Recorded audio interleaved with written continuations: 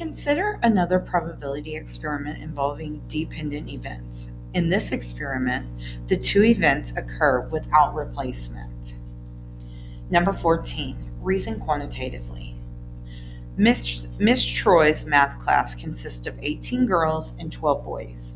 Miss Troy is planning to choose two students at random to record the results of a survey on a poster. To do this, Miss Troy will write the names of the students on identical slips of paper and will place the slips in a hat. She will randomly pick one slip from the hat and then, without replacing the first slip, will randomly pick a second slip.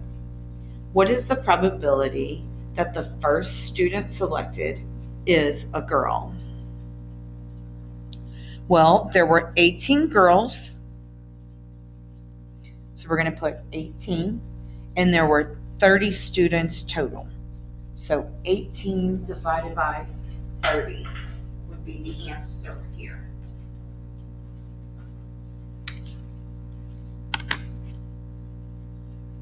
$18 divide 30 gives me 0.6. All right, let's take into account B here. B says, if the first student selected is a girl, how many slips of paper for girls are now left in the hat? How many slips of paper are left in the hat? So if the first student is a girl, what is the probability that the second student will also be a girl? Well, let's answer the first question. The first question says, if the first student selected is a girl, how many paper slips now have a girl name on them? That's 17 because one girl has already been drawn. Then the next part of the question states, how many slips are left in the hat? Well, if she's already picked one and she doesn't replace it, there are 29 slips in the hat. So what is the probability that this person will be selected will be a girl? 17 out of 29. Now we can do this, but it's going to come out to be some long decimal. This is approximately 0.586. Okay, I would more than likely leave it just as a fraction here. If the first student selected is a boy, how many slips of paper for girls are now left in the hat? If the first one was a boy, that means there's still 18 girls in there.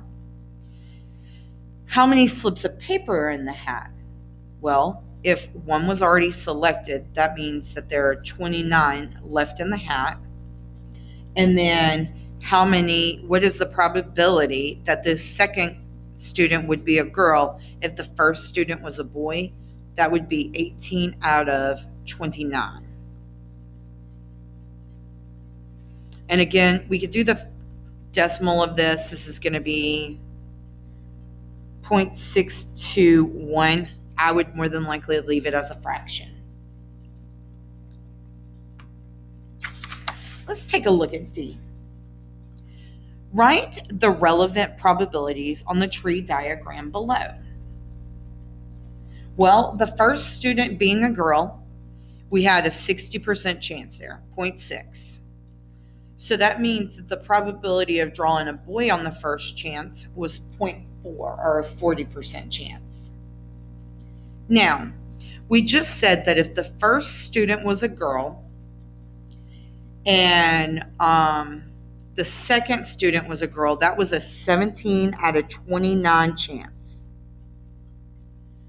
My question is, of these 29 slips that are still left in the bag or in the hat, how many of them would be boy names if the first one was a girl? How many boy slips are still left in the bag? 12. Here, if we draw a boy first, then we have an 18 out of 29 chance of getting a girl on the second draw. And if the boy was drawn first, that means there's only 11 slips left that have boy names on them. So that would be an 11 out of 29.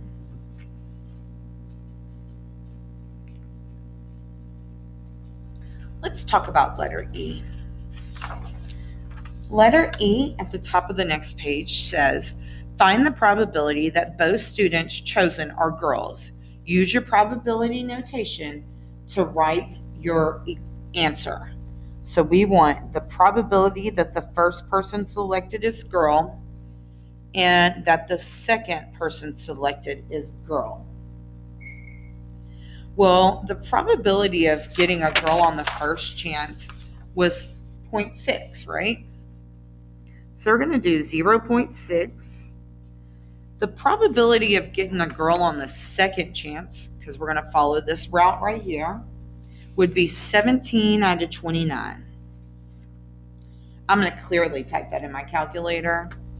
I'm going to type in 0.6 times 17 divided by 29, and I get approximately 352, decimal 352. Approximately 0.352. Now, we have been using a tree diagram to find the probability of a compound event. This leads to the multiplication rule. If A and B are dependent events, then the probability of A and B equals the probability of A times the probability of B given A. F. Find the probability that a girl and a boy are chosen to represent the class. Use probability notation to write your answers. So I want to know the probability of boy and a girl. Okay.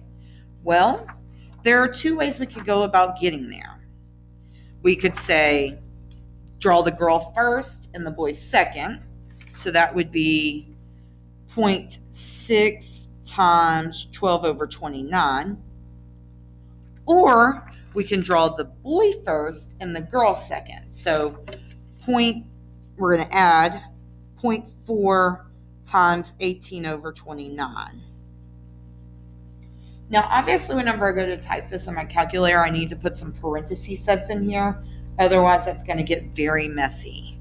So we'll start off by putting 0.6 parentheses 12 over 29 plus 0.4 parentheses 18 over 29. This is approximately 0.497. So you need to finish taking your notes on this and we'll move on to the next set.